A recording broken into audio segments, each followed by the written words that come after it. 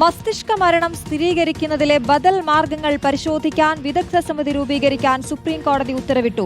Malayali doctor S Ganapathi നൽകിയ ഹർജി പരിഗണിച്ച കോടതി ദില്ലി എയിംസിനോടാണ് സമിതി രൂപീകരിക്കാൻ നിർദ്ദേശിച്ചിരിക്കുന്നത്.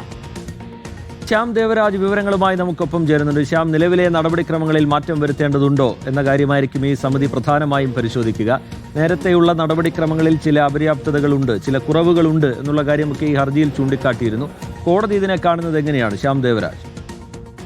ശ്രീജിത്ത്, ഇക്കാര്യത്തിൽ കോടതി ഗൗരവതരമായാണ് ഈ മസ്തിഷ്ക മരണം സ്ഥിരീകരിക്കുന്നതുമായി ബന്ധപ്പെട്ട നടപടിക്രമങ്ങളെ കാണുന്നത്. അക്കാര്യത്തിലൊരു മാറ്റം ആവശ്യമുണ്ടോ എന്ന കാര്യമാണ് സുപ്രീം കോടതി അത്തരമൊരു കാര്യമാണ് പരിശോധിക്കുക. ഇതിനാവശ്യമായ നിർദ്ദേശമാണ് സുപ്രീം കോടതി നൽകിയിരിക്കുന്നത്. കാരണം പ്രത്യേകിച്ചും ഇത് സംബന്ധിച്ചൊരു വിദഗ്ധ സമിതി രൂപീകരിക്കണം. വിദഗ്ധ സമിതി രൂപീകരിച്ച് ഈ മസ്തിഷ്ക മരണം സ്ഥിരീകരിക്കുന്നത് സംബന്ധിച്ചുള്ള നടപടിക്രമങ്ങളിലെ മാറ്റങ്ങൾ എന്തെങ്കിലും ആവശ്യമുണ്ടോ എന്ന കാര്യമാണ് ഈ പരിശോധിക്കുകയും ചെയ്യുക. ഇതിനാവശ്യമായ ഒരു വിദഗ്ധ സമിതി രൂപീകരിക്കണമെന്നതാണ് സുപ്രീം കോടതിയുടെ നിർദ്ദേശം.